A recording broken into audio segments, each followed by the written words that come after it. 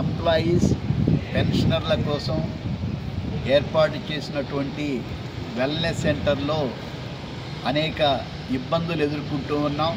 దీనికి సంబంధించి ఈరోజు బుధవారం జిల్లా కలెక్టర్ గారిని కలిసి వారికి రిప్రజెంటేషన్ ఇవ్వడం జరిగింది.